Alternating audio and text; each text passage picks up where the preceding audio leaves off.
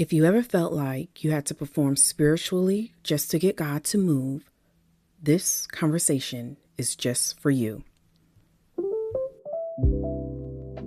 This is Real Talk, Real Faith inside Soulful Sister Sanctuary. I am your host, Zaria Grace.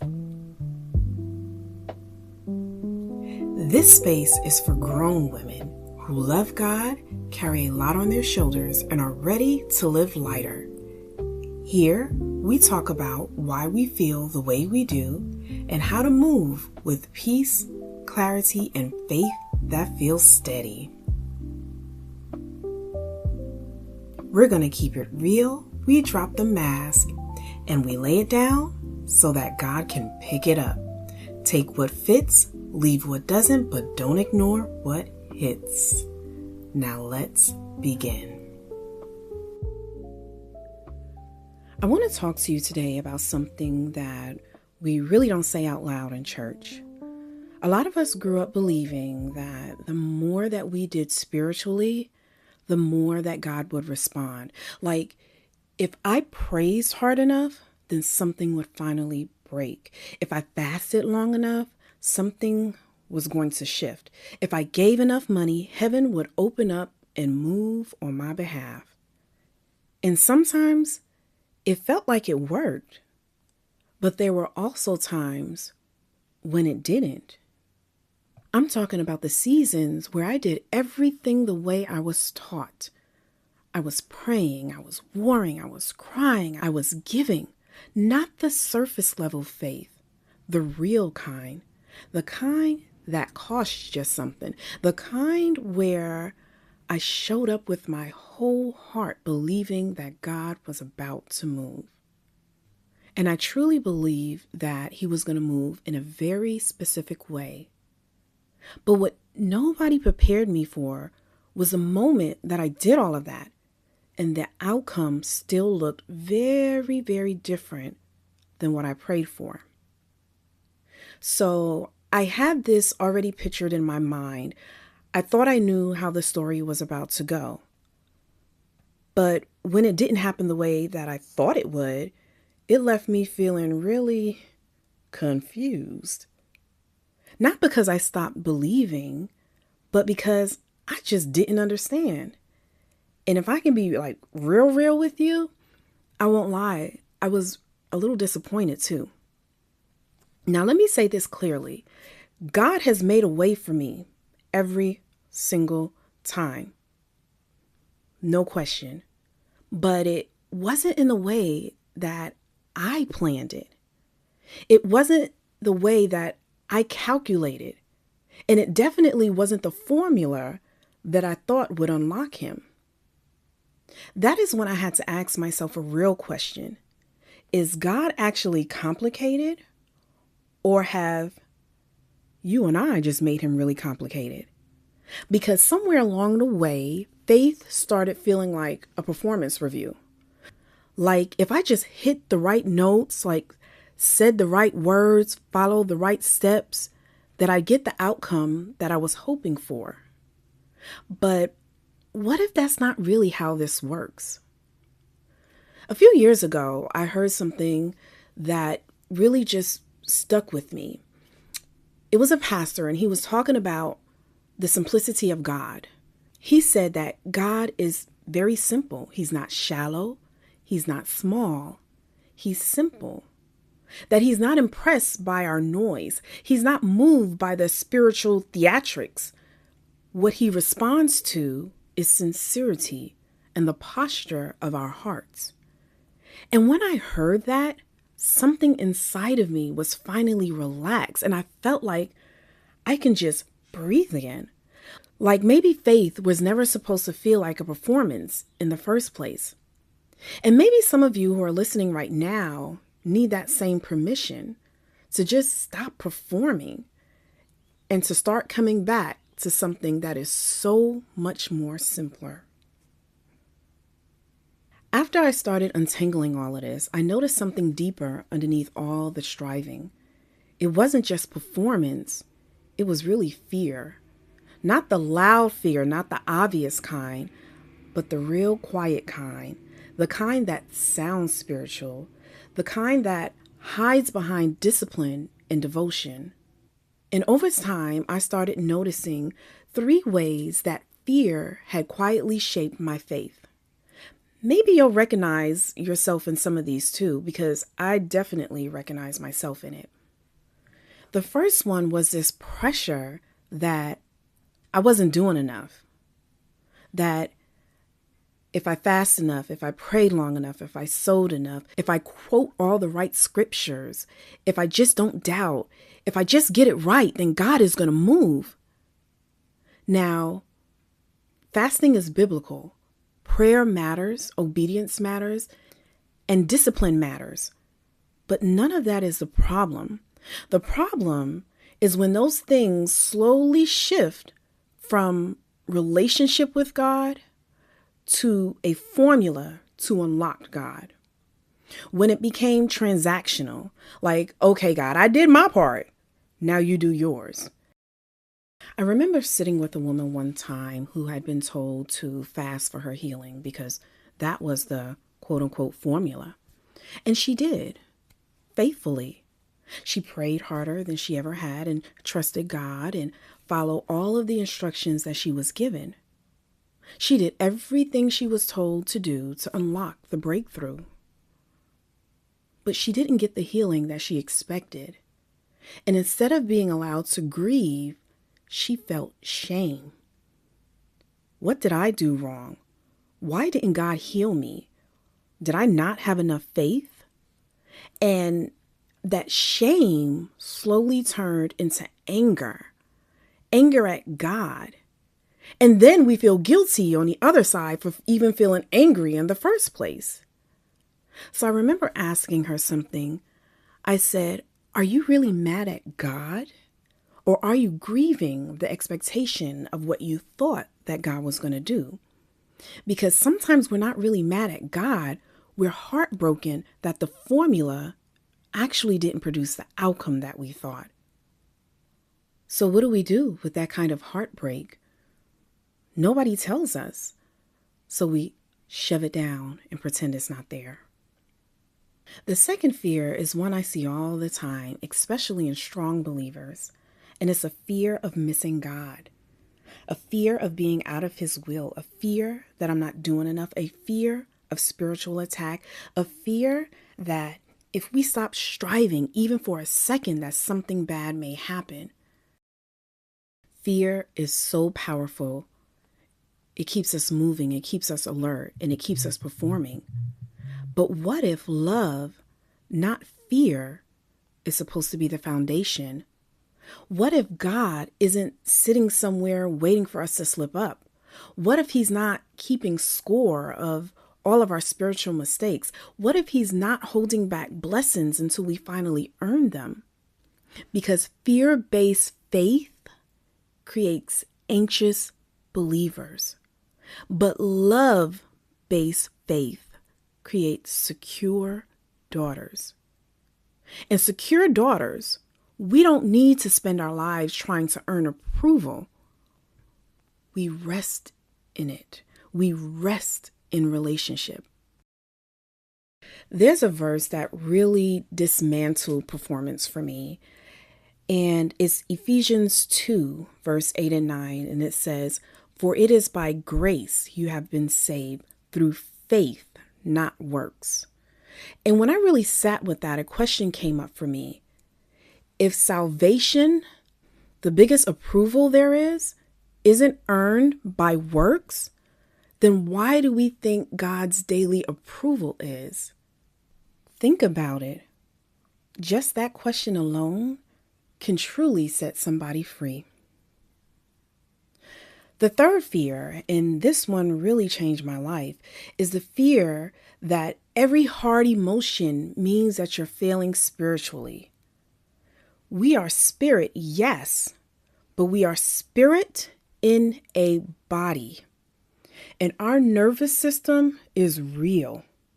So when you've experienced disappointment, trauma, stress, exhaustion, your body responds. You may feel numb, anxious, you may feel overwhelmed or angry. And instead of understanding what is happening in our bodies, we immediately go to spiritualizing it. We say, ooh, this is just spiritual warfare. Whoa, I need to pray harder. The devil's after me. God is stretching me. But sometimes it's just your body trying to feel safe again. Anxiety doesn't mean that God left you. Exhaustion doesn't mean that you lack faith. And needing therapy doesn't mean that you don't trust God. You can pray and go to counseling. You can trust God and feel scared. You can believe and still need support. That's not weak. That's integrated faith. And when we stop labeling every human response as a spiritual attack or a spiritual failure, something finally happens. We can breathe again. And maybe that's what this conversation is just all about. Not doing more, but just breathing again. There is a time to fast. There is a time to pray intensely, and there is a time to spiritually fight. But there's also a time to sit on your couch and say, you know what, God, I'm mad. There's a time to say, God, I just don't understand. There's a time to say, Lord, I don't know how to fix this. I'm hurt. What am I supposed to do? We don't run God away by telling the truth. When we start doing spiritual disciplines for the wrong reason, something happens. They slowly turn into transactions. But when they come from love, they become connections. So if performance isn't the point, and if fear isn't the foundation, and not every hard emotion is spiritual warfare, then what is this all supposed to look like? God is not impressed. He's interested. He's not watching you like a judge with a clipboard, but he's paying attention like a father who cares about your heart. And that changes everything, because it's not about doing all the things. It's about your heart posture. It's about why you are doing them. Are you fasting because you trust God? Or are you afraid that he won't move unless you prove something? Are you praying for intimacy because you want to grow closer to the Father? Or are you praying from panic? Are you worshiping God just because you love him? Or are you trying to get heaven's attention? Two people can fast for the same amount of days. One is resting in relationship, and the other one is bargaining. The actions look exactly the same, but the heart posture is completely different. And that's hard for high capacity women to hear, because we're used to being rewarded for effort. The world says you work hard, you get results. You show up, you get recognized. You do more, you receive more. That system works great in careers, but it does not work in covenant. God does not respond to pressure tactics. He responds to trust. And sometimes the most mature prayer isn't louder, it's softer. It's not, God, I need you to fix this right now. It's, God, I trust you, even if this doesn't look the way that I expected. Sometimes the prayer is simply, God, I just don't know. Sometimes it's even quieter than that. I told a client the other day that sometimes in prayer, all I have is just a sigh. And in that, God understands everything behind it. And that's intimacy. And when you shift from not trying to impress God, but to simply be with him, something inside your heart settles. You're relating. You're not negotiating, you're trusting. And trust is quiet. Trust is steady. Trust doesn't panic every time something delays. So maybe the real question isn't, am I doing enough? But maybe the real question is my heart at rest?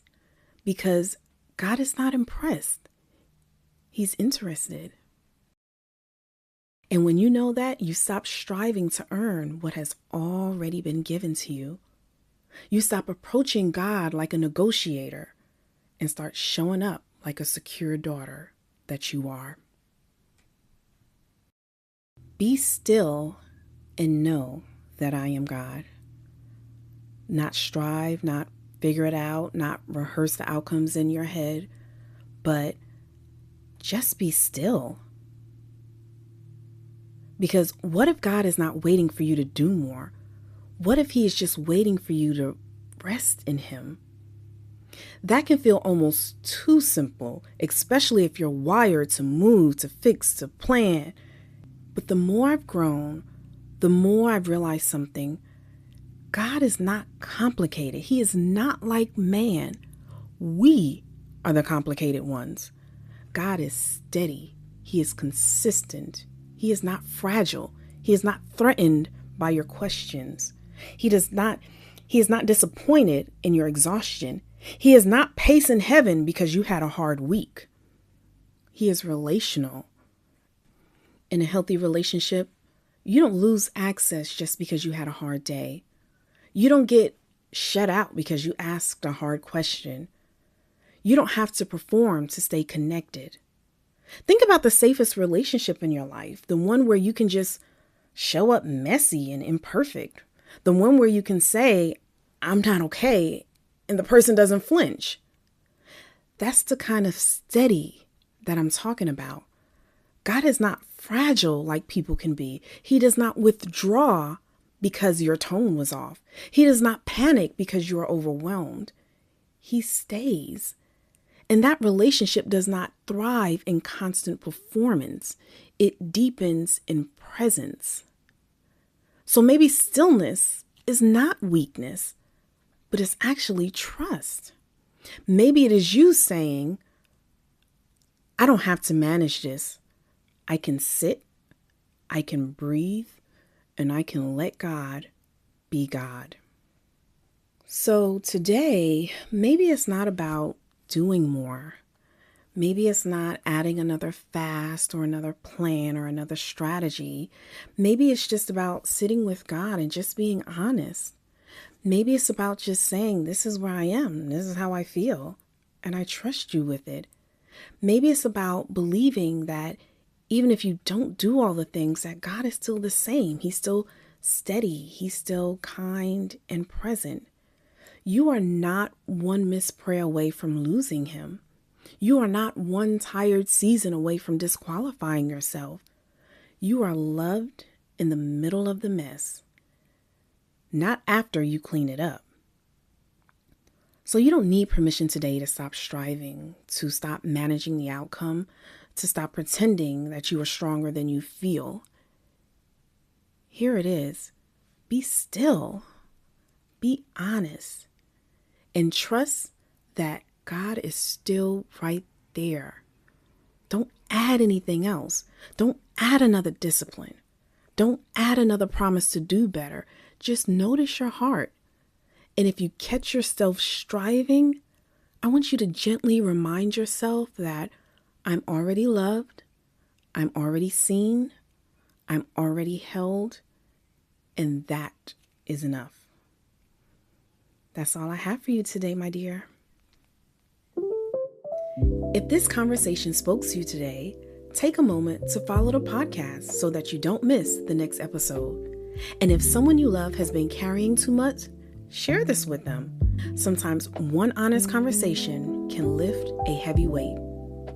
Now, before you go, unclench your jaw, drop your shoulders in, take one slow, delicious breath in and out. You have carried enough for today. God never asked you to be everything for everyone.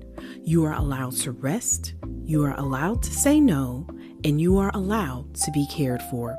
Strong doesn't mean silent, and burnout is not holy. Let's lay it down so that God can lift it up, and I'll see you inside the sanctuary.